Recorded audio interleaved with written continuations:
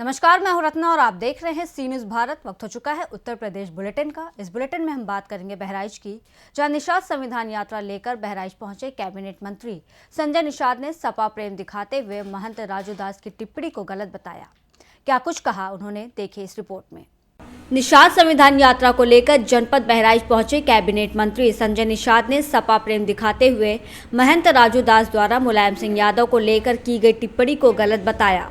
संजय निषाद ने कहा कि जिस महापुरुष को भारत रत्न से नवाजा गया हो, उसके विषय में इस तरह के शब्द अमर्यादित भाषा में आते हैं।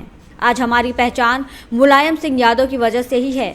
बीजेपी के ऊपर निशाना साधते हुए संजय निषाद ने कहा कि अगर 2027 में हम फिर से बीजेपी के सहयोगी बने, इसके लिए बीजेपी को इन मछुआ समुदाय की आवाज़ को सुनना होगा, अन्यथा आगामी चुनाव में परिणाम सार्थक नहीं होंगे।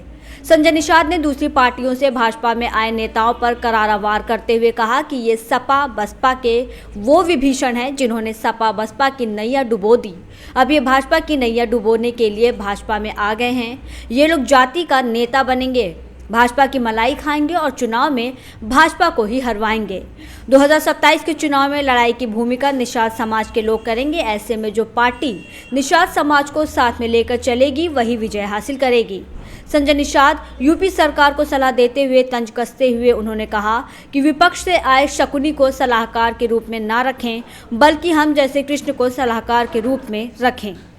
को पसंद होगा। तो क्या लगता है कि आप खुद को असहाय महसूस कर रहे हैं, जबकि बीजेपी हम कोई असहाय बीजेपी के साथ अलायंस में है, एक कद्दावर मंत्री है, एक बड़े समुदाय के आप नेता है, उसके बावजूद क्या आप असहाय महसूस नहीं कर रहे हैं? असहाय नहीं, हम सहायक हैं। बीजेपी के अलायंस मतलब हम सहायक हैं, हम सहयोगी हैं।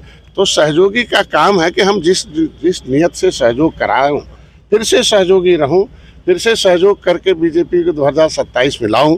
तो इनके समस्याओं का समाधान नहीं होगा तो इनको बताना तो पड़ेगा ना, जो उसको लेना और रोड पर उतरवाना पड़ेगा ना। ये रोड पर आए हैं, ये बता रहे नेताओं को कि इनके आरक्षण की आवाज़ उठाओ तब अगली बार विधायक बन पाओ, और नहीं तो फिर नहीं आवाज़ उठाओगे तो फिर में अब दारू पी के तो वोट नहीं मिलेगा, पौवा पैसा से तो वोट नहीं मिलेगा ना। 2 साल मात्र रह गए हैं, 27 में फिर चुनाव होगा। क्या लगता है कि अगर आपकी मांग नहीं मानी जाती है तो बीजेपी 2 दिन में बहुत परिवर्तन होता है। महिलाओं ने आवाज उठाई, 2 दिन के अंदर केंद्र में जिसका आरक्षण नहीं था लिखा गया, 2 दिन लगा था। 10% अपर कास्ट का जो आरक्षण नहीं था, आपने देखा होगा राजस्थान में किस तरीके से हुआ। जब वहाँ के अपर कास्ट के लोगों ने आवाज उठाई तो 2 दिन के अंदर अपर कास्ट का 10% आरक्षण। तो ये तो भगवान राम को पार उतारने वाले हैं, मुगलों और अंग्रेजों को मौत के घाट पार उतारने। बहराइच से सी न्यूज़ संवाददाता कृष्णचंद्र शुक्ला की रिपोर्ट। रुक करेंगे अगली खबर की ओर, जहां बता दें कि यूपी के हमीरपुर में सिंचाई विभाग की घोर लापरवाही सामने आई है। बिना पूर्व सूचना के अधूरी नहर में पानी छोड़ दिया, जिस कारण आसपास के खेतों में पानी भर गया। देखिए ये रिपोर्ट। यूपी के हमीरपुर के मदौहा तहसील में सिंचाई विभाग की ओर से घोर लापरवाही सामने आई है। विभाग ने अर्जुन सहायक नहर में बिना पूर्व सूचना के अधूरी नहर में पानी छोड़ दिया, जिसके कारण आसपास के खेतों में पानी भर गया और 4 गांव के 1000 से ज़्यादा बीघा किसानों की तैयार फसलें जलमग्न हो गई। मामला हमीरपुर जिले के मदौहा तहसील का है, जहां पर अर्जुन सहायक योजना से कई गांवों को जोड़कर उनको पानी देने की कोशिश की जा रही थी। कबरई बांध से निकली कई लहरों का जाल हमीरपुर जिले में बिछाया गया है, जिससे किसानों को फसलों की सिंचाई के लिए समुचित पानी मिल सके।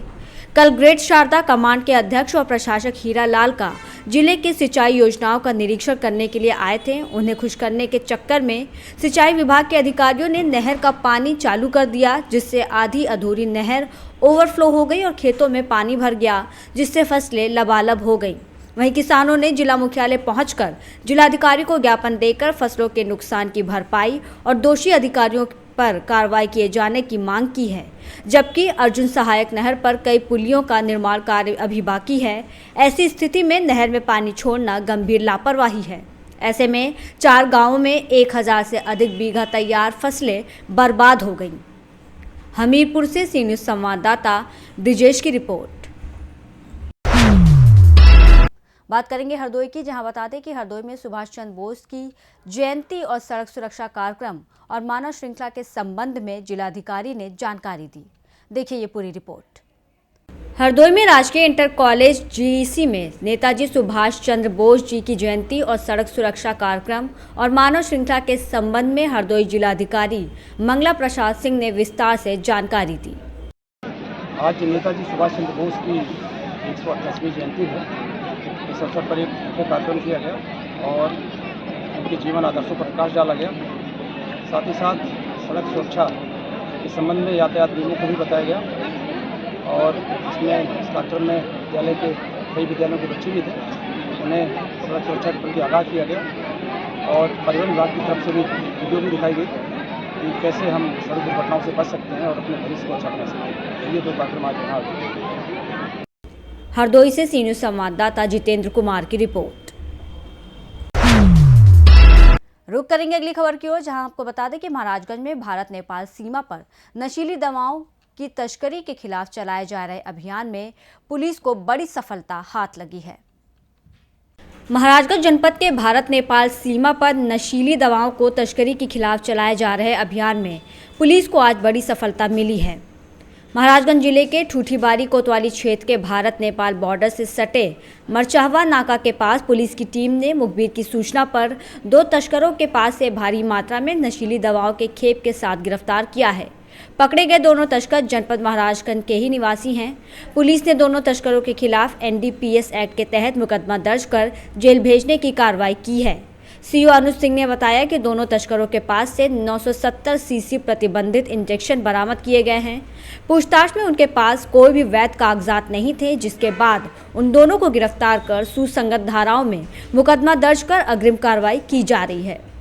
आज दिनांक 22 जनवरी को सुबह थाना ठूठीबारी पर जेरी मुखबिर यह सूचना प्राप्त हुई थी कि 2 व्यक्ति कुछ मादक पदार्थ लेके मरचावा रोड के रास्ते नेपाल जाने की फिराक में है। इस सूचना पर तत्काल कार्रवाई करते हुए थाना स्थानीय की टीम ने एम्बुश लगाकर 2 व्यक्तियों को पकड़ा और जब उनकी तलाशी ली गई तो उनके पास प्रतिबंधित मादक पदार्थ बरामद हुए, जिसके संबंध में उनके पास कोई प्रपत्र उपलब्ध नहीं था। इसके पश्चात उन दोनों व्यक्तियों को गिरफ्तार किया गया है।